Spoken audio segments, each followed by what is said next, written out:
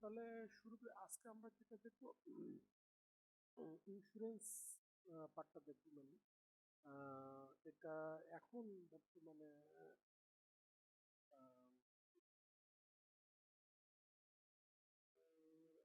প্রেডিক 99 যদি আমি দেখি, ক্লজ নাম্বার 18 হচ্ছে ইন্স্যুরেন্স। আর সেই ক্ষেত্রে আমি যদি আগের ভার্সনগুলোর দিকে তাকাই, আগের ভার্সন না, সরি, মানে রিসেন্ট ভার্সনের দিকে তাকাই, আমি দেখবো যে এখানে একটা বেশ গ্যাপ আছে আর কি। গ্যাপ আছে মানে এখানে চেঞ্জ আছে। তো চেঞ্জটা আমরা একটু একটু দেখে নিই আগে।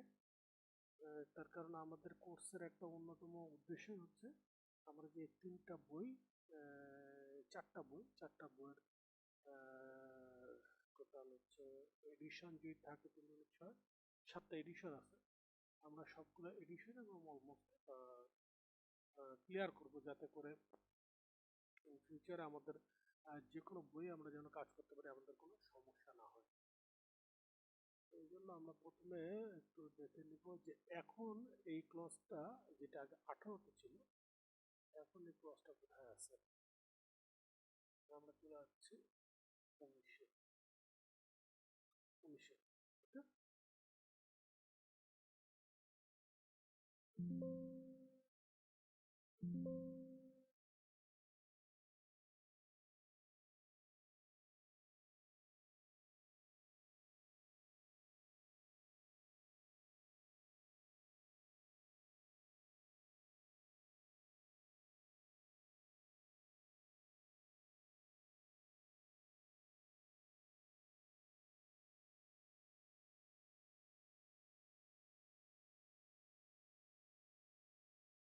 ওকে, আরেকটা পার্থক্য দেখবো, দেখাই।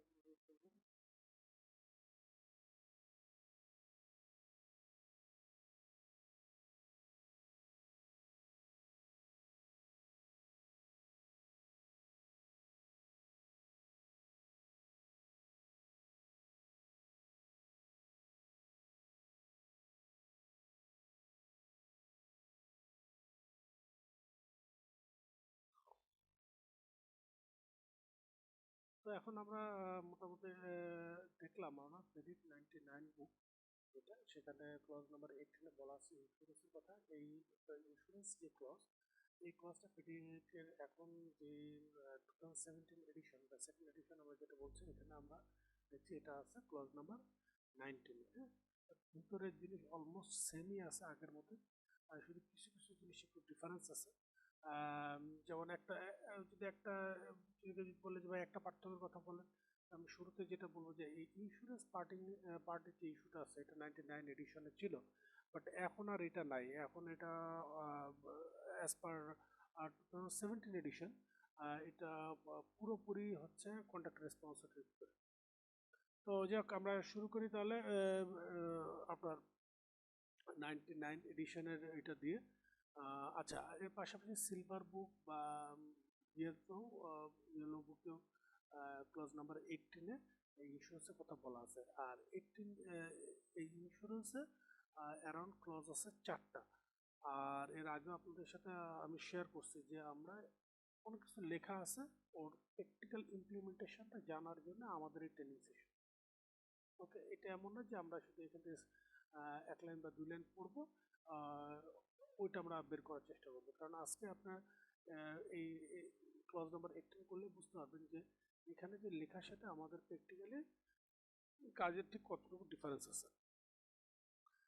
তো আমরা শুরু করে প্রথমে 18.1-এ কিছু জেনারেল রিকোয়ারমেন্ট দেওয়া আছে। জেনারেল রিকোয়ারমেন্টে আমরা বুঝতে পারছি, জেনারেল রিকোয়ারমেন্ট যেহেতু সব জেনারেল কথাবার্তায়, সেটা হচ্ছে যে যদি কোনো কারণে যদি এটা তো কন্ট্রাক্টর রেসপন্সিবিলিটির ভিতরে পড়ে, এবং এটা অবশ্যই এই জিনিসটা ইন্স্যুরেন্স কে করবে যদি সেক্ষেত্রে বলা না থাকে, 99 এডিশন অনুযায়ী যদি বলা না থাকে, তাহলে সেক্ষেত্রে লেটার অফ অ্যাকসেপ্টেন্সের আগেই এই জিনিসটা নাম্বার ওয়ান মেক শিওর করতে হবে যে কোন পার্টি এটা করবে। আচ্ছা, সেই ক্ষেত্রে যদি কন্ট্রাক্টর করে থাকে, তাহলে সেই ক্ষেত্রে অবশ্যই টার্মস অ্যান্ড কন্ডিশন এটা অ্যাগ্রিড বাই দ্য এমপ্লয়ার হতে হবে। আর যদি এমপ্লয়ারকে করা হতে থাকে, তাহলে অবশ্যই terms and condition agreed by the contractor হতে হবে। আচ্ছা, আর এই ক্ষেত্রে মনে রাখতে হবে ইন্স্যুরেন্স এমন জায়গায় করতে হবে, জেনারেল রিকোয়ারমেন্টের কথা বলতেছি। ইন্স্যুরেন্স এমনভাবে করতে হবে যেন, যাতে করে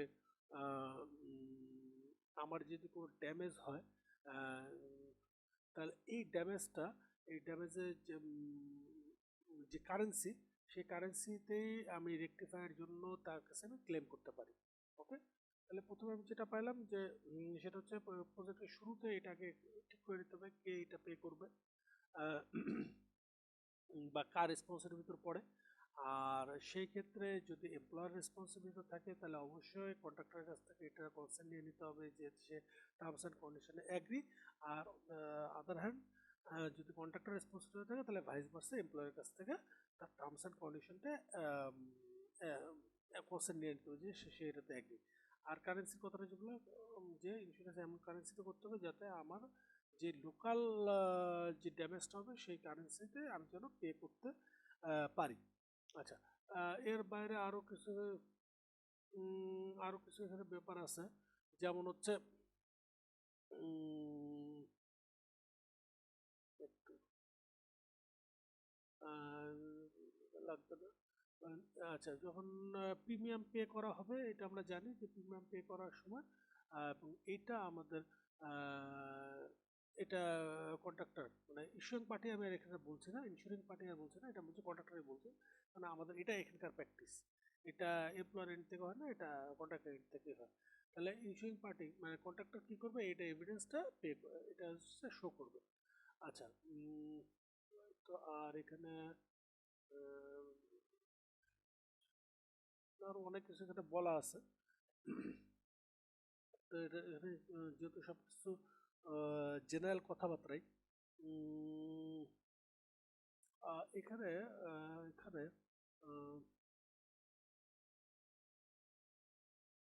এই লাইনটা হচ্ছে সবচেয়ে মোস্ট ইম্পর্টেন্ট।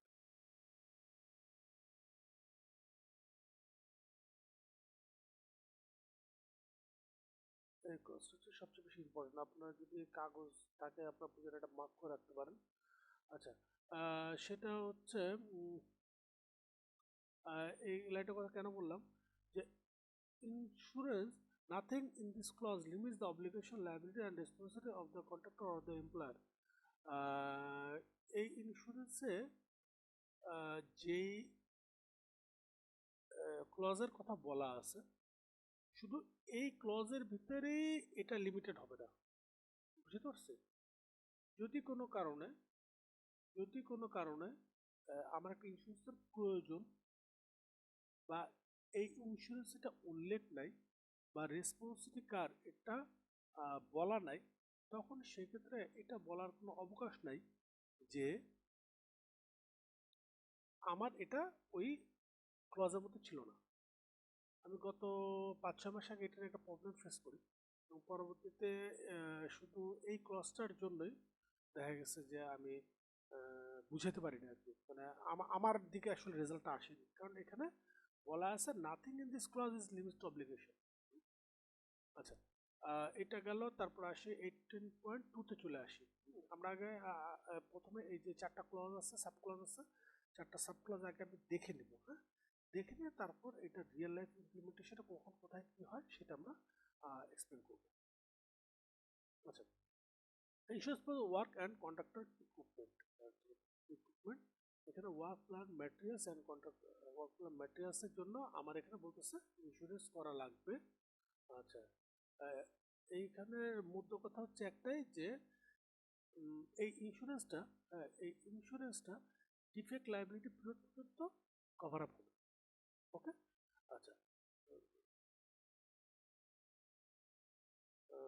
এটা হচ্ছে effect and maintain by the, maintain বলতে এখানে কি বোঝানো হচ্ছে, মেনটেন বলতে এটা বোঝানো হচ্ছে যে কোনো ক্ষেত্রে ইন্স্যুরেন্স আমরা যাদের কাছ থেকে ইন্স্যুরেন্সটা পারচেস করি সেই ক্ষেত্রে হয় অ্যানুয়াল, আর কোনো ক্ষেত্রে একবারে 4 বছরের জন্য হতে পারে, বা যদি 4 বছর পর্যন্ত হয় 4 বছরের জন্য হতে পারে, 5 বছর পর্যন্ত 5 বছরের জন্য হতে পারে।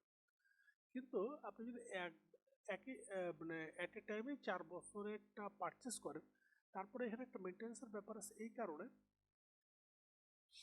যে একটা হচ্ছে যে এমন হইতে পারে যে আমার 4 বছরের প্রজেক্ট শেষ হলো না, আরো 1 বছর এক্সটেন্ড লাগবে, তখন ওই 1 বছরের জন্য ইন্স্যুরেন্সের পলিসিটা আমার এক্সটেন্ড করতে হবে, এক নম্বর। আরেকটা যেটা হতে পারে যে আমি প্রথমে তো 4 বছর করছিলাম, এরপরে যে আমার মেনটেন্যান্স পিরিয়ড 2 বছরের, আমি 2 বছরের জন্য ইন দ্য মিন টাইমে করি নাই। কারণ আমি তখনও হয়তো বা জানি না যে আমি আসলে 4 বছর শেষ করতে পারবো। যদি আলটিমেটলি 4 বছরে শেষ হয়ে যায়, তাহলে ওই 2 বছর মেনটেন্যান্স পিরিয়ড যেটা আছে আমার ওইটার জন্য আবার আলাদা করে ইন্স্যুরেন্স পারচেস করতে হবে, বা এই ইন্স্যুরেন্সের প্রিমিয়াম দিতে হবে। তো এটাই হচ্ছে ওখানে মেনটেন্যান্সের কথা বলতেছে। এবং একবার আমি ঢাকা ওয়াসার একটা ট্রেনিংয়ে এটা নিয়ে একটা আর্গুমেন্ট হচ্ছিল যে কোনো ক্ষেত্রে যদি কন্ট্রাক্টর এটা পে না করে, কন্ট্রাক্টর ইন্স্যুরেন্সটা পে করছে না, 1 বছর হয়ে গেছে এবং এটার এক্সপায়ার ডেট পার হয়ে গেছে, তখন সেক্ষেত্রে এমপ্লয়ার কী করতে পারে? এমপ্লয়ার যদি চায় এই ক্ষেত্রে, এমপ্লয়ার চাইলে এই ক্ষেত্রে তার আইপিসি, মানে ঢাকা ওয়াসার তরফ থেকে বলছিল যে তাহলে আমরা আইপিসি হোল্ড করবো কিনা, আমরা আইপিসি আটকায় দেবো কিনা। তো এই ক্ষেত্রে যেটা হবে, কোর্টের রায় হচ্ছে এরকম যে আপনি এই ক্ষেত্রে ফুল আইপিসি আটকাইতে পারবেন না, তবে ওই প্রিমিয়ামের সমপরিমাণ আপনি তাদেরকে ওই পরিমাণ অ্যামাউন্টটা রেখে বাকি রিমেনিং অ্যামাউন্টটা দিয়ে দিতে পারেন। আর সেক্ষেত্রে সেভারাল টাইম নোটিশ দেওয়ার পরও যদি কন্ট্রাক্টর আপনাকে মানে রেসপন্স না করে, তখন সেই ক্ষেত্রে যেটা করা যেতে পারে যে এমপ্লয়ারই এখানে ইন্স্যুরিং পার্টি হবে। বুঝতে পারছেন ইন্স্যুরিং পার্টি কোনটা? এই যে শুরুতেই ছিল আমাদের এই ওয়ার্ডটা, ইন্স্যুরিং পার্টি। ওকে, তখন চাইলে এমপ্লয়ার এটা করতে পারে। আচ্ছা, এটা গেল হচ্ছে 18.2, এবং এরপর আরও কিছু আছে। তাহলে 18.2 মেন জিনিসটা হচ্ছে জানলাম ওয়ার্ক অ্যান্ড কন্ট্রাক্ট ইকুইপমেন্ট। আচ্ছা, তাহলে তাহলে একটু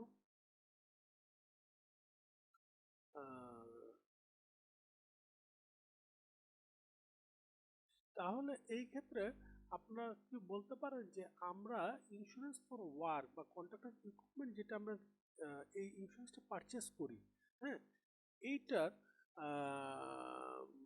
অ্যাকচুয়ালি কি নাম, বা আমরা কি নামে এটা ইউজ করি? CAR insurance. ইয়েস, সিআর মানে হচ্ছে কি কন্ট্রাক্টর অল রেসপন্সিবিলিটি, অথবা ইআর। অল। ইআর ইআর মানে কি? সেটা হচ্ছে ইরেকশন অল রিস্ক। ঠিক আছে, সিআর অথবা ইআর, কার বা ইআর যেটা বলেন না কেন, এইটাই এখানে। এমনকি ওই ইকুইপমেন্টও এই ইন্স্যুরেন্স পলিসির ভিতর থাকবে। আমি কি বুঝে দিচ্ছি কথাটা? আচ্ছা, এটা গেল। তারপরে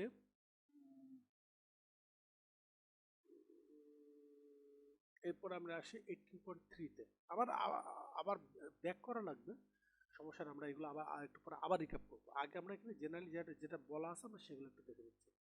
18.3-তে কি বলতেছে? Insurance against injury and damage property. তা আমি একটু আগে জানলাম যে 18.2 যেটা আমরা ওয়ার্ক অ্যান্ড ইকুইপমেন্টের কথা বলছি, এটাকে আমরা কার বা ইয়ার নামে জানি।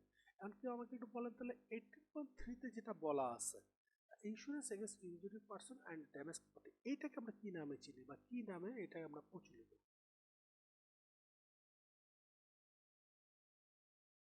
Any idea? এটা কি লাইফ ইন্স্যুরেন্স টাইপ কিছু? না, এটা হচ্ছে থার্ড পার্টি লাইবিলিটিস, টিপিএল। ও, এটা কি নামে পরিচিত? TPL, third party liability. আচ্ছা, এখন এখানে ভাইয়া অনেক কিছু লেখা আছে, আলহামদুলিল্লাহ আপনারা খুব সহজ ভাষায় লেখা আছে, কোনো কঠিন ভাষাও না, আপনারা একটু সময় করে পড়ে নেবেন। ওকে, আচ্ছা, তাহলে আমি এখানে আপনাদের কি গাইডেন্স দেবো? গাইডেন্স দেবো যেটা, সেটা হচ্ছে এই থার্ড পার্টি লাইবিলিটিসটা আসলে কি। এটা এটা আমরা অনেকেই জানি না, বা এই যে বলতেছে injury two person and damage to properties, এটা কি আসলে? সেটা হচ্ছে সাপোজ আপনি একটা পাইপলাইনে কাজ করতেছেন, আমি এখন ওইটা এই ব্যাপারে এক্সাম্পল দিচ্ছি, বা অথবা আপনি রোডসের কাজে আছেন। এখন রোডসের ওই কাজ করতে চেয়ে আপনি ওখানে সাপোজ এক্সকেভেশন করতে গিয়ে ওখানে পাশে একটা ইলেকট্রিক পোল ছিল, ওই ইলেকট্রিক পোলটা পড়ে গেল আরেকজনের বাড়ির উপরে, এবং ওই বাড়ির উপরে পড়ার কারণে এবং সেমি পাকা ঘর হওয়ার কারণে দেখা গেল বাড়িটা পুরোপুরি ডিস্ট্রয় হয়েছে, এবং সাথে ওইখানে একজন বা দুজন ইনজুর হয়েছে বা একজন মারাও গেছে। এই জিনিসটা হচ্ছে আমার এই থার্ড পার্টি লাইবিলিটি। এই থার্ড পার্টি লাইবিলিটিস কিন্তু আবার মানে আমার কন্ট্রাক্টর কোনো পার্সোনাল না, এমপ্লয়ার্স কোনো পার্সোনাল না। এখানে যে পার্সোনাল কথা বলা হয়েছে বুঝতে পারছি ব্যাপারটা। আর ড্যামেজ টু প্রপার্টিজ, এটা কিন্তু আমার কোনো ম্যাটেরিয়াল ড্যামেজ না, বা এইটা এমন কোনো ড্যামেজ না যে আমার স্ট্রাকচারাল কোনো ড্যামেজ।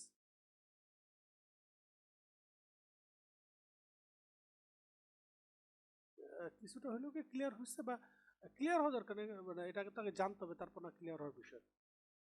ভাই এখন থার্ড পার্টির যে ক্ষতিটা হবে, এই ক্ষতিপূরণ তো ওই ইন্স্যুরেন্স থেকেই পাওয়া যাবে। কন্ট্রাক্টর জি দিতে পারবে, তাই না? জি জি জি। যেমন একটা খুব বড় একটা এক্সাম্পল আপনাদের সামনে আছে। যখন গার্ডার ইরেকশন করতে যে গার্ডার পড়ে কতজন জানি মারা গেছিল, একটা বড় ধরনের ফ্যাটালিটিস হয়েছিল। তো সেই ক্ষেত্রেও কি হচ্ছে যে ইন্স্যুরেন্স কোম্পানি আছে, ইন্স্যুরেন্স কোম্পানি তো আসলে সবসময় টাকা পয়সা দিতে চায় না, হ্যাঁ, কিছু ইয়ের ব্যাপার থাকে, তারা বিভিন্নভাবে প্রুফ চায়, এটা কেন হয়েছে বা ওটা কেন হয়েছে, এটা প্রুফ করতে হবে। প্রুফ করে তখন আপনি এই টাকাটা পেতে পারেন।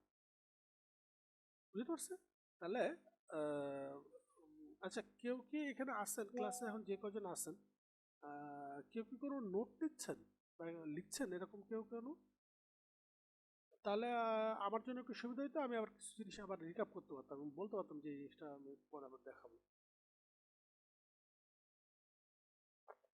রায়হান নিচ্ছে তো মনে হয়। রায়হান, কারণ মনে হয় কথা বলা বলতে। হ্যাঁ হ্যাঁ ভাই আমি লিখতেছি। আচ্ছা, তাহলে আমি 18.2 কোন ইন্স্যুরেন্সের কথা বলছে বলেন? কার, লিখে রাখেন CAR/EAR, কন্ট্রাক্টর অল হ্যাঁ responsibility and erection all responsibility, লিখছেন এটা? হ্যাঁ আচ্ছা লিখছি। আচ্ছা, 18.3 তে লিখেন হচ্ছে TPL, টিপিএল, হ্যাঁ third third party party liabilities. Liability. Okay, আচ্ছা, এই দুটা তো লেখা শেষ। এবার আমরা একটু যাব 18.4 এ, insurance for contractor personal.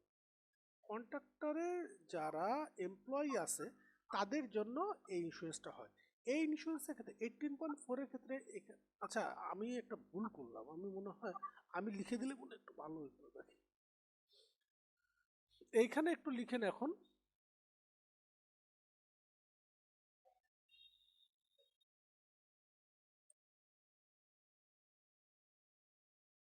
WC WC or EL।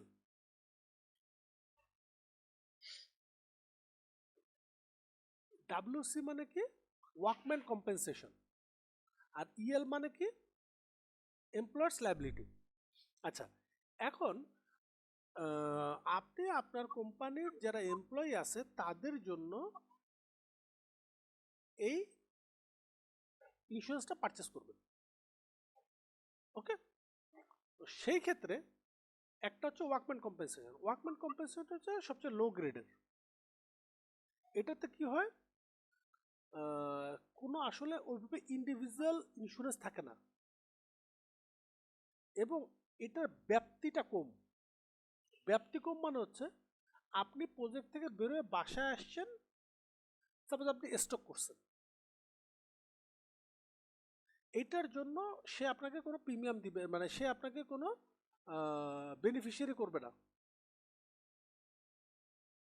তার কারণ আপনি প্রজেক্ট এরিয়ার বাইরে, ওয়ার্কিং আওয়ারের বাইরে এই ঘটনাটা ঘটছে। ওকে, আর ইএল যেটা, এটা হচ্ছে একটু স্ট্যান্ডার্ড লেভেলের। সেই ইএলটা কি, যেমন আমাদের যেমন মেট লাইফ গ্রুপ ইন্স্যুরেন্স আমরা যেটা করি, বা ইন্স্যুরেন্স আরেকটা ভাষায় যদি বলে গ্রুপ ইন্স্যুরেন্স যেটা করা হয়, বা বড় বড় কর্পোরেট হাউসগুলোতে যে ইন্স্যুরেন্সটা করা হয়, সেটা হচ্ছে আপনার ওয়াইফের ডেলিভারি, ঠিক আছে, আপনি প্রথম 2টা বা 3টা বাচ্চা পর্যন্ত আপনি ডেলিভারি করে যে 50% ইয়ে পাবেন, আহ, মানে কি বলে 50% খরচ ইন্স্যুরেন্স কোম্পানি বেয়ার করবে। না, আমরা হেলথ ইন্স্যুরেন্স যেটা বলি বুঝি সেটা হচ্ছে ইএল এর ভিতরে, আর ডাব্লিউসির ভিতরে আছে ওয়ার্কম্যান কম্পেনসেশন, মানে 6-7 লেবারদের জন্য বা এমপ্লয়ারদের জন্য হতে পারে।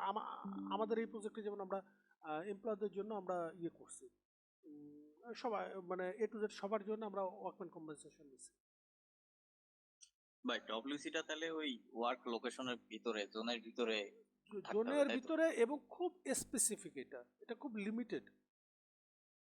হ্যাঁ।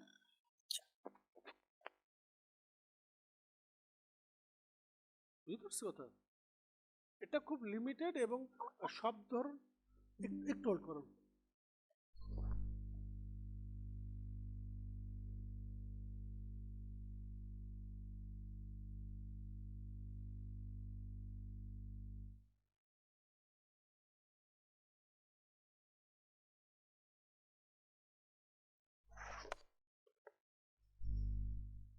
হ্যালো, কথা শোনা যাচ্ছে তো ভাইকে? জি। ওয়ার্কম্যান কম্পেনসেশনটা একে তো হচ্ছে প্রজেক্ট এরিয়ার ভিতরে, 2 নাম্বার হচ্ছে এর কাভারেজ অনেক কম। ওকে, যেমন হচ্ছে সাপোজ কারো আঙ্গুল কেটে গেছে, তাহলে সে এটার ক্ষেত্রে আঙ্গুল কেটে গেছে, এটার ক্ষেত্রে সে একরকমের রেমুনেশন পাবে। একদম ডেথ, তখন সে একটা কিছু পাবে, 6 মাস বা 12 মাসের একটা টোটাল স্যালারির একটা কিছু পাবে। কিন্তু একটা লোক ব্যাডলি ইনজুর্ড, সেই ক্ষেত্রে এই যে তারা বা বললাম যে তারা একটা আঙ্গুল কেটে গেছে বা একটা হাত কেটে গেছে, তখন এই লোকটা দেখা গেছে একটা নির্দিষ্ট অ্যামাউন্টে টাকা পাইলো ওয়ার্কম্যান কম্পেনসেশনে। কিন্তু এটা যদি এমপ্লয়ার্স লাইবিলিটি বা গ্রুপ ইন্স্যুরেন্স বা হেলথ ইন্স্যুরেন্স আমরা যেটা বলি পার্সোনাল ইন্স্যুরেন্স ওরকম হতো, তখন সেই ক্ষেত্রে সে ওই আঙ্গুল কেটে যাওয়ার জন্য বা হাত কেটে যাওয়ার জন্য যেমন একটা ওয়ার্কম্যান কম্পেনসেশনের মতো একটা ইকুয়াল একটা টাকা পেত, সাথে পরবর্তী 6 মাস বা 1 বছর বা তার রিকভারি পিরিয়ড পর্যন্ত তার স্যালারি সে একটা অংশ পাবে। আমি বুঝতে পারছি কথাটা? জি। তো এটাতে ফ্যাসিলিটিস বেশি, বাট বুঝতে পারতেছেন যদি ফ্যাসিলিটিস বেশি হয়ে থাকে তাহলে তো সেই ক্ষেত্রে একটু প্রিমিয়ামও বেশি। ওকে, আচ্ছা, আর ওয়ার্কম্যান কম্পেনসেশনে প্রিমিয়ামটা একটু কম থাকে। তো সেক্ষেত্রে আমরা এই প্রিমিয়াম ক্যালকুলেশনটা কীভাবে করি? প্রিমিয়াম ক্যালকুলেশন হচ্ছে আপনার টোটাল ওয়েজেস যেটা আছে বা টোটাল স্যালারি যেটা আছে, হ্যাঁ, ওইটার একটা পার্সেন্টেজ। কিন্তু অন্য আমরা যেসব ইন্স্যুরেন্স মার্কেটে প্রচলিত, অনেক বিভিন্ন ধরনের হেলথ ইন্স্যুরেন্স আছে না, লাইফ ইন্স্যুরেন্স আছে না, এই ইন্স্যুরেন্সগুলোর সাথে এটা একটা ডিফারেন্স আছে। মানে আমার যেমন আমার অ্যাকাউন্টস থেকে জিজ্ঞেস করছে এটা কি লাইবিলিটির ভিতরে যাবে না অ্যাসেটের ভিতরে যাবে। তার কারণ অন্য লাইফ ইন্স্যুরেন্সগুলোতে আপনি পে করেন মান্থলি, কোয়ার্টারলি, ইয়ারলি একটা পে করেন, একটা ম্যাচিউর হওয়ার পরে আপনি কিন্তু একটা টাকা ফেরত পান। বাট এইটার ক্ষেত্রে কিন্তু এরকম কিছু হবে না। এটার ক্ষেত্রে আপনি অ্যানুয়ালি দিবেন একবার, এবং যদি কোনো ধরনের ক্যাজুয়ালিটি না হয়, ক্যাজুয়ালিটি হলে তো আপনি রিটার্ন পাচ্ছেন না, যদি কোনো ক্যাজুয়ালিটি না হয়ে থাকে তখন সেই ক্ষেত্রে আপনি এটা কোনো ফেরত পাবেন না টাকা।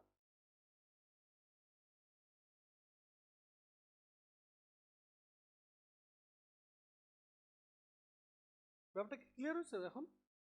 অন্য হেলথ ইন্স্যুরেন্সের সাথে ডিফারেন্সটা কি?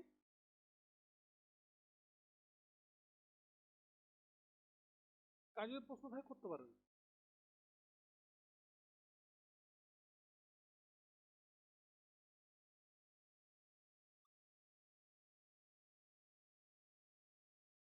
আচ্ছা, এবার আমরা মনে হয় এটা আপনাদের ক্লিয়ার হয়েছে 18.4। আমরা এবার একটু আবার রিক্যাপ করি। আচ্ছা, এর আগে আপনি বলেন তো আমি কি কি ইন্স্যুরেন্স লেখাইছি আপনাদেরকে?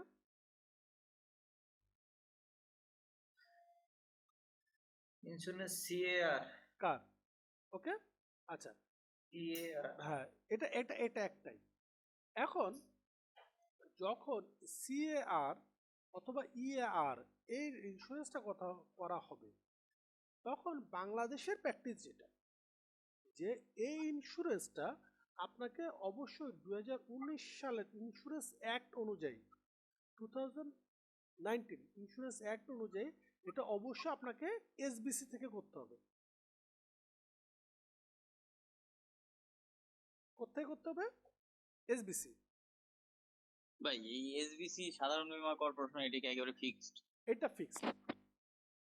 এটা সব বলুন। সব প্রজেক্টে কি এটাই খালি গভর্নমেন্ট বলছে এটাই বলা? হ্যাঁ, কারণটা কি? কারণ এই অ্যাক্টের ভিতর এটা বলা আছে, 2010 এর যে অ্যাক্ট, 2010 এর অ্যাক্টের ভিতরে এটা আছে। আবার 2019 আরো ক্লিয়ার করে বলা আছে।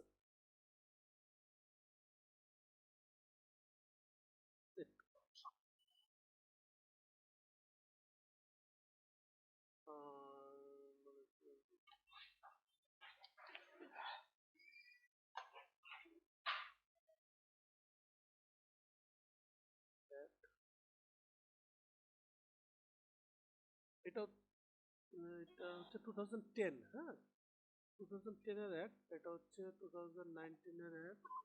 এটা গেল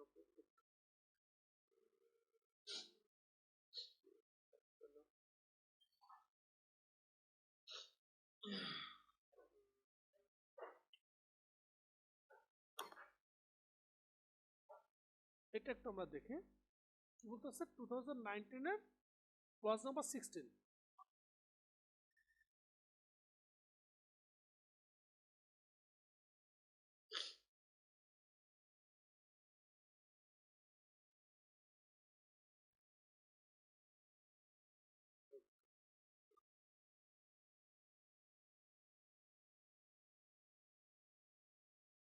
ইন্স্যুরেন্স ফর পাবলিক প্রপার্টি, সাধারণ বীমা কর্পোরেশন শ্যাল আন্ডাররিট 100%। এই 100%-এর ভিতর 50% সে রেখে দিবে, সে নিজে করবে। Remaining 50% all private non life insurance কোম্পানিকে সে দিয়ে দিবে। ওকে। আচ্ছা, এই ক্ষেত্রে কি বলতেছে, এবার বাংলা দেখে কোনো সাধারণ সরকারি সম্পত্তি বা সরকারি সম্পত্তির সংশ্লিষ্ট কোনো ঝুঁকি বা দায় সকল প্রকার নন লাইফ বীমা ব্যবসা সাধারণের 100% আন্ডার রিড করিয়া উহা 50% সে এসবিসি রাখবে, বাকি 50% অন্য কারোর মধ্যে ব্যাখ্যা করে দেবে। এইখানে সরকারি সম্পত্তি এটা নিয়ে একটা অ্যাম্বিগুইটি ছিল, পরবর্তীতে এটা এক্সপ্লেনেশন দেওয়া হলো। আমরা যদি দেখি 4 নম্বরটা ঘ, সরকারের গ্যারান্টিযুক্ত বৈদেশিক ঋণ অথবা আর্থিক সাহায্যে প্রচলিত যে কোনো প্রকল্প। তাহলে কার বা ইয়ার যেটা দেখলাম সেটা অবশ্যই কার থেকে করতে হবে? আমার এসবিসি থেকে করতে হবে।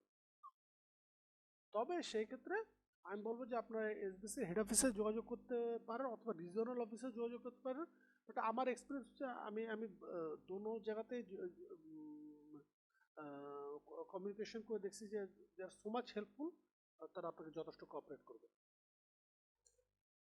হ্যাঁ, তবে সেই ক্ষেত্রে বলা থাকে যে আপনি আপনি অন্য কারোর কাছ থেকে যদি এই ইন্স্যুরেন্স তখনই নিতে পারেন যদি এসবিসি থেকে লিখিত দেয় যে এই ধরনের ইন্স্যুরেন্সের কভারেজ তারা দেয় না। 1 নাম্বার। 2 নাম্বার যেটা হইতে পারে, ভেটিং এর জন্য institute of insurance development regulatory authority, IDRA থেকে যদি কোনো ভেটিং নেওয়া যায় যে এটা তারা কাভারেজ দিতে পারছে না, অথবা এটা যদি অন্য কোথাও থেকে নেওয়া হয় তাদের কোনো আপত্তি নেই। এটা কোথেকে নিতে পারবে? IDRA, insurance development and regulatory act, regulatory authority.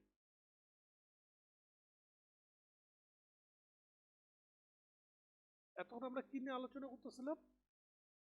18.2 নিয়ে।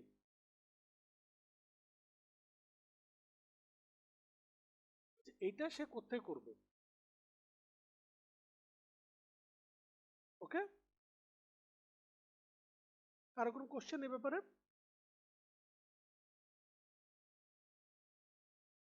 আচ্ছা, কোশ্চেন না থাকা ভালো। আর এরপর আসবে 18.3 তে ইনজুরি পার্সন এন্ড ড্যামেজ, বা যেটাকে আমরা বলতেছি টিপিএল, থার্ড পার্টি লায়াবিলিটিস। এখন এই ইন্স্যুরেন্সটা, টিপিএলটাও insurance for work and contractor equipment, এইটার ভিতর ইনক্লুডেড। বুঝতে পারছি কথা?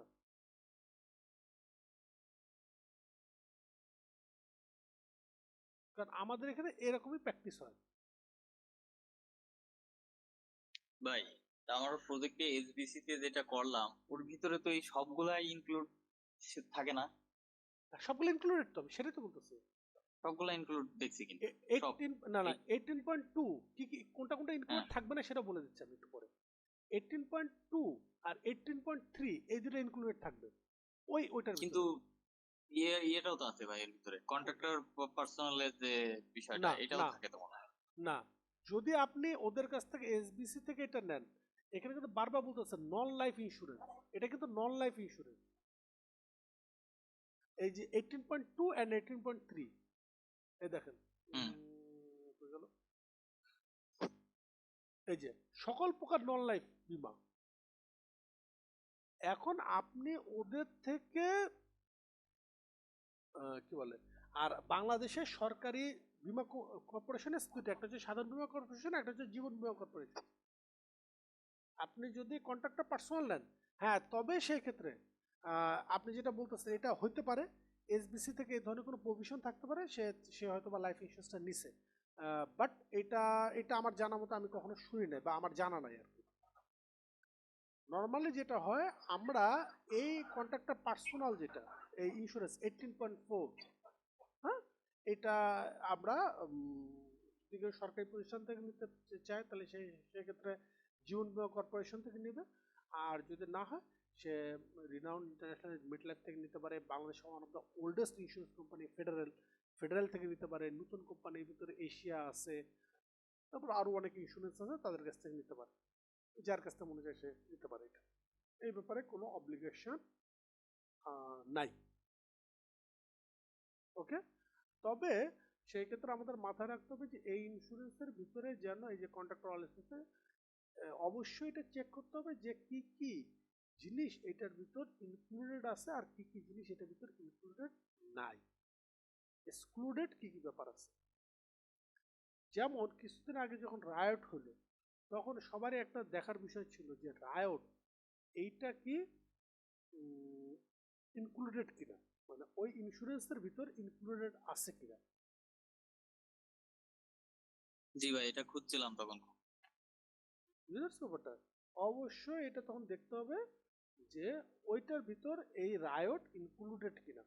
আনফরচুনেটলি আমার এখানে পিসিতে, মানে আমি আজকে আমার ওই পেন ড্রাইভটা আনতে পারিনি, আমার অফিসের যে কাজ যেটা বোধহয় আছে, তাহলে আমি দেখাইতে পারতাম যে সাধারণত পিনয়াং থেকে চাইনিজ কোম্পানিগুলো, চায়নার সবচেয়ে বড় ইন্স্যুরেন্স কোম্পানি হচ্ছে পিনয়াং।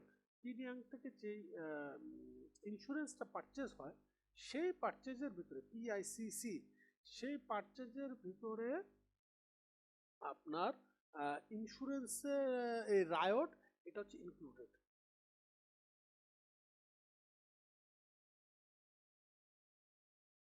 ওকে,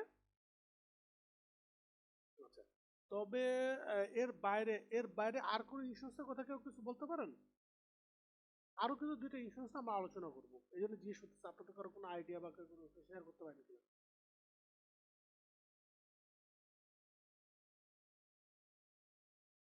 এর বাইরে আমাদের যে ইন্স্যুরেন্সটা লাগবে সেটা হচ্ছে মেরিন কার্গো ইন্স্যুরেন্স। কি বলছে?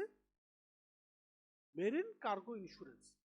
কারণ আমাদের যতগুলা ইম্পোর্টেড আইটেম আছে, ইম্পোর্টেড হবে, সেই ক্ষেত্রে আমার কি ইন্স্যুরেন্স লাগবে? মেরিন কার্গো ইন্স্যুরেন্স লাগবে। এবং আপনি বলতে পারেন ভাই আমার এখানে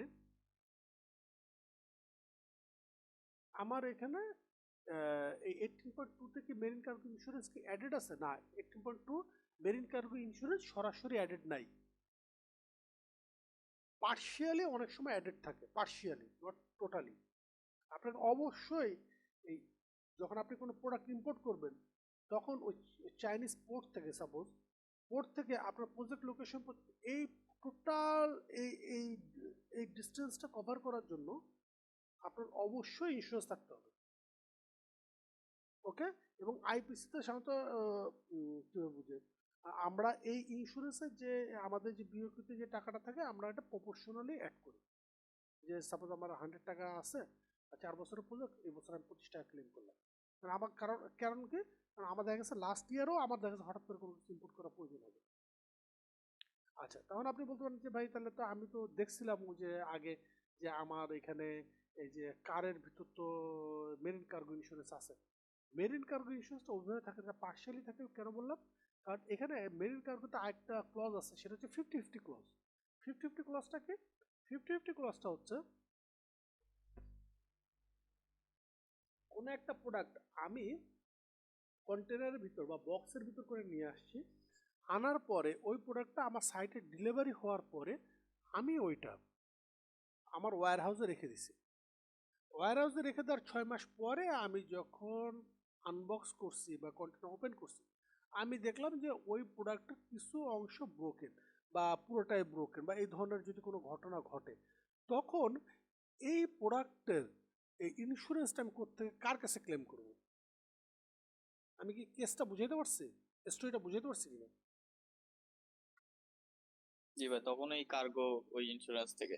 তখন এটাকে বলে 50-50। 50-50 মানে হচ্ছে ওই লসের 50% বেয়ার হবে এই কন্ট্রাক্টর অল রেসপন্সিবিলিটি ওইখান থেকে, আর বাকি 50% বেয়ার হবে ওই যে আপনি এর আগে যে মেরিন কার্গো ইন্স্যুরেন্স করছিলেন সেখান থেকে।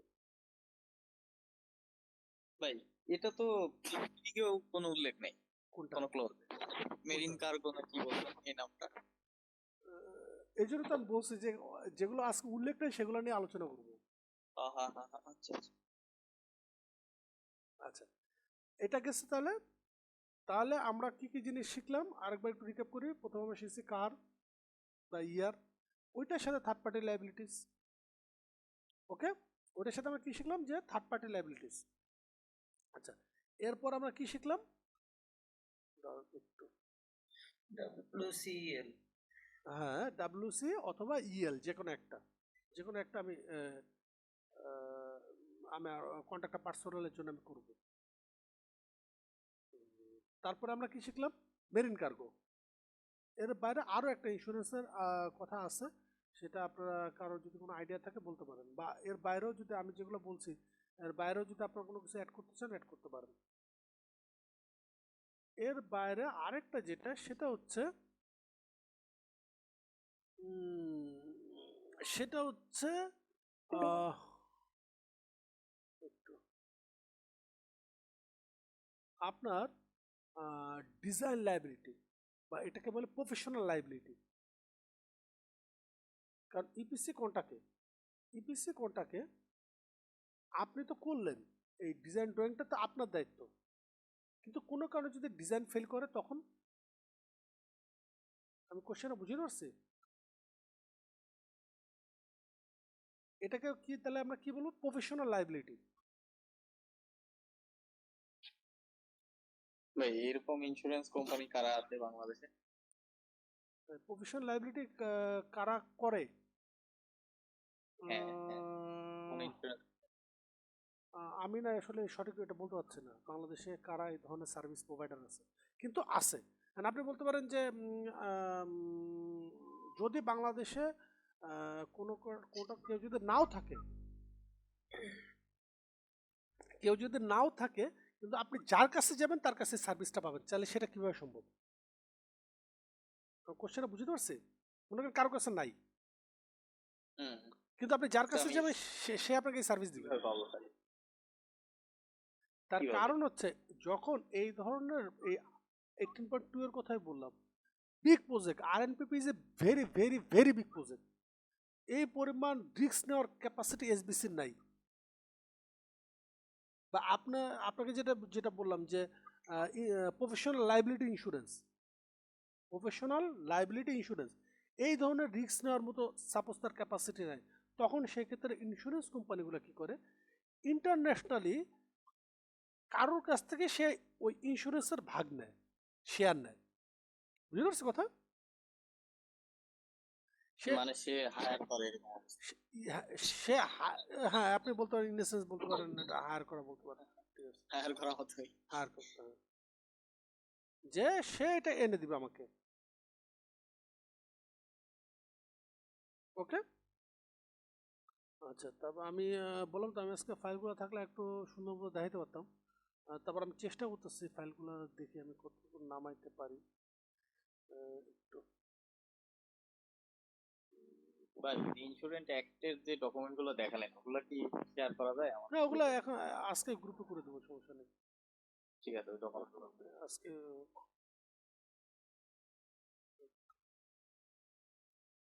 আমি ফুল একটা ডকুমেন্ট দেখালে ভালো হতো। আচ্ছা, এখানে কি আছে, পিংয়াং এর ইন্স্যুরেন্স পলিসি, এটা একটা বড় ফাইল আছে, এটা দেখি। এখানে পুরাটা নাই, এটা যে আমরা পিংয়াং থেকে কিনছি সেটা এখানে বলা আছে, বাট টোটাল ফাইলটা তো পাইলে ভালো হতো। টোটাল ফাইলটা নেগোসিয়েশন মিটিং,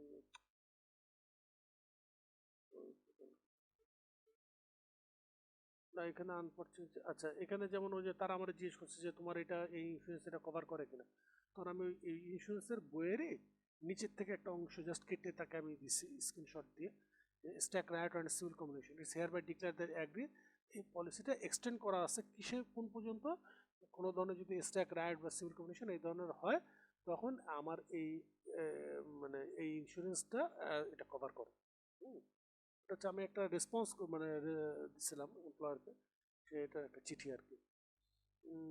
তারপরে ইন্স্যুরেন্স আমি ফুল ইন্স্যুরেন্সের কপিটা আনফর্চুনেটলি আমি আপনাদেরকে দিতে পারলাম না। দেখি কালকে হয়তো অফিস আওয়ারে যে এটা চেষ্টা করবো দিতে। তারপর আমাকে আর একটু সময় অ্যালাউ করে আমি দিতে পারি কিনা।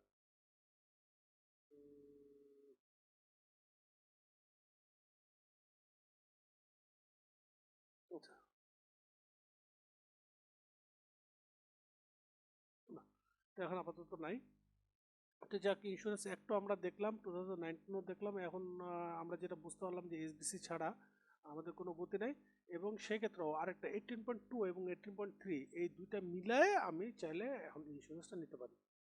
18.2 এবং 18.3 এই দুইটা মিলায়ে আমি ইন্স্যুরেন্সটা নিতে পারি। এটা একটা ইন্স্যুরেন্সের মধ্যে কভার করে যাবে। তাহলে এর বাইরে আমার রানিং রানিং কি থাকবে, মানে প্রতি বছর বছর আপডেট বা প্রতি মানে সবসময় এটা আমার মনিটর করতে হবে কোনটা, একটা হচ্ছে মেরিন কার্গো ইন্স্যুরেন্স যেটা আমি ইম্পোর্টেড আইটেমের ক্ষেত্রে, আর আরেকটা জিনিস যেটা হচ্ছে আমার কন্ট্রাক্টর পার্সোনাল যেটা আছে 18.4 যেটা আছে, কারণ এইটাও সাধারণত 1 বছর মেয়াদি হয়।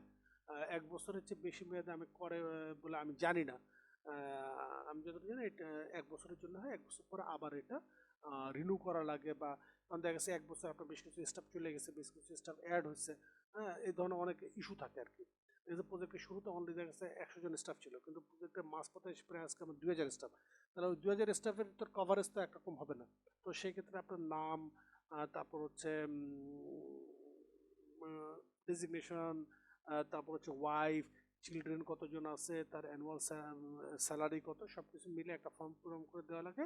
ওই অনুযায়ী তারা এটা ক্যালকুলেশন করে। এটা 2%ও হতে পারে, 1%ও হয়, কোনো কোনো ক্ষেত্রে 1%-এর চেয়েও কম হয়, 0.9% হয়ে থাকে। ওটা কিসের উপর, ওই অ্যানুয়াল স্যালারির উপর একটা ক্যালকুলেশন আছে। বিস্তারিত লাগলে বলুন, আমি আমার কাছে যে ক্যালকুলেশন শিট আছে ক্যালকুলেশন শিট আপনাদের সাথে শেয়ার করে দেবো। আচ্ছা, আর জন্য for subcontractors employee the insurance may be affected by the subcontractor। কার করতে হবে, সাবকন্ট্রাক্টর করতে হবে, কিন্তু রেসপন্সিবিলিটি কার নিতে হবে, কন্ট্রাক্টরের নিতে হবে। ক্লিয়ার ব্যাপারটা? সাবকন্ট্রাক্টর রেসপন্সিবিলিটি কে নিবে, সাবকন্ট্রাক্টর ইন্স্যুরেন্স কেয়ার করতে হবে, সাবকন্ট্রাক্টর করতে হবে, কিন্তু রেসপন্সিবিলিটি কার থাকবে, সে যদি না করে বা কোনো যদি প্রবলেম হয় বা কোনো কিছু, রেসপন্সিবিলিটি অবশ্যই কন্ট্রাক্টর নিতে হবে। কারণ এখানে ইন্ডিউনিফাই করা আছে ইঞ্জিনিয়ারকে এবং এমপ্লয়ারকে। আচ্ছা, এটা কি হয়েছে, কন্ট্রাক্টরকে জানানো হইতেছে যে তুমি যে ইন্স্যুরেন্স দিছো, হ্যাঁ 28 জুন, এটা এক্সটেন্ড কভারিং আরো 1 বছরের জন্য এক্সটেন্ড কভারের জন্য বলতেছে। Therefore, we are requested to extend the validity of the contractor all risks and third party liabilities of the position of GC software. পাইছে এটা, বুঝছে এটা?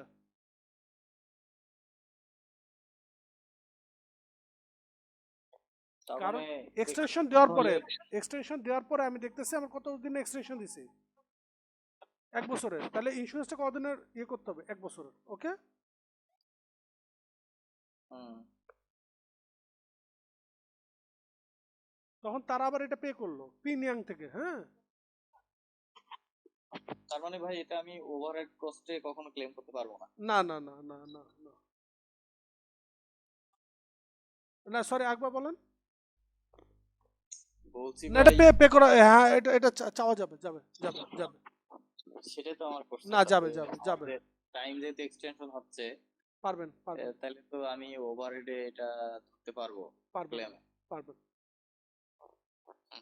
এটা আর এর বাইরে আরো কিছু আজকে ইনফরমেশন আপনাদেরকে দিচ্ছে, এই যে যেটা বীমা উন্নয়ন কর্তৃপক্ষ, আইডিআরএ এবং ফিনান্স ডিপার্টমেন্ট, এরা দুজন হচ্ছে এই ইস্যুসের ব্যাপারগুলো দেখে। সেই ক্ষেত্রে এটা তো বলতে বুঝাচ্ছেন, এটা মিনিস্ট্রি, আর এটা হচ্ছে আমাদের আলাদা অথরিটি। তো এদের কাছ থেকে আপনার ভিটিং নিতে হবে যে আমি যদি বাইরে থেকে করতে চাই তাহলে এটা করাটা আমি পারবো কি না, ওকে? আর তো আমি আসলে আবারও সরি যে আমি আজকে আপনাদেরকে ইন্স্যুরেন্সের কপিটা দেখাইতে পারলাম না, মানে টোটাল ইন্স্যুরেন্সটা দেখাইতে পারলাম না। টোটাল ইন্স্যুরেন্সটা দেখাইতে পারলে একটু ভালো লাগতো আর কি। ভাই ওটা গ্রুপে কি দেওয়ার সম্ভব? হ্যাঁ, কোনটা? ও, আর এটা হচ্ছে যে ফেডারেল থেকে আমরা নিছিলাম, ওই যে ওয়ার্কম্যান কম্পেনসেশন। হ্যাঁ, ওয়ার্কম্যান কম্পেনসেশন বলে যে খুব ছোট্ট একটা জিনিস, আপনার মাত্র 2-3 পেজ, আপনারা চাইলে এখানে পড়তে পারেন। এবং এখানে এই দেখেন ওয়ার্কম্যান কম্পেনসেশন কত ধরা হয়েছে, আমাদের যে স্যালারি ক্যালকুলেশন আমরা ইয়ে করছি, এটা হচ্ছে অনলি এই 1 বছরের জন্য, আমি ওই স্যালারির ওই 1% ধরে আমার এখানে ক্যালকুলেশন হয়েছে, কত আসছে, সাপোজ 2,93,000 টাকা আসছে আর কি, ওকে? আমার এখানে 37 জনের স্যালারি যাচ্ছে কত, 15 লক্ষ টাকা। যেমন ভাই এটা আপনাদের ও এসবিসি তে তো এটা হয় না, এটা তো আলাদা। না, এটা লাইফ ইন্স্যুরেন্স তো। হুম, লাইফ ইন্স্যুরেন্স এটা তো আলাদা। আর ওইটা এই সাধারণত এগুলো 1%-2%-এর কাছাকাছি থাকে। এই তো। আর ঘটনা একবার যদি ঘটে যায়, তারপরে দেখা যাচ্ছে ইন্স্যুরেন্স কোম্পানি যে খুব বেশি টাকা দেয় তা না, সর্বোচ্চ দেখা গেছে যে কোনো একটা ঘটনা ঘটলে 10% থেকে 50% পর্যন্ত। এবং আবার সেক্ষেত্রে বলাও থাকে যে অকারেন্স পিরিয়ড কতবার। এটা আজকে তো অবশ্যই একটু আলোচনা করলে ভালো হতো, এটা 18 মনে হয় আছে, সেটা হচ্ছে অকারেন্স পিরিয়ডটা দেখতে হবে। এই যে ফেডিকের গাইডলাইন অনুযায়ী অকারেন্স পিরিয়ড এটা উল্লেখ থাকতে পারবে না, কিন্তু নর্মালি আমি যেসব ইন্স্যুরেন্স দেখছি এগুলো তো অকারেন্স পিরিয়ডটা উল্লেখ থাকে, যে কতবার পর্যন্ত এই ধরনের ঘটনা ঘটলে সে আপনাকে পে করবে। বুঝতে পারছি কথা? ঠিক আছে, তাহলে আজকে এই পর্যন্তই।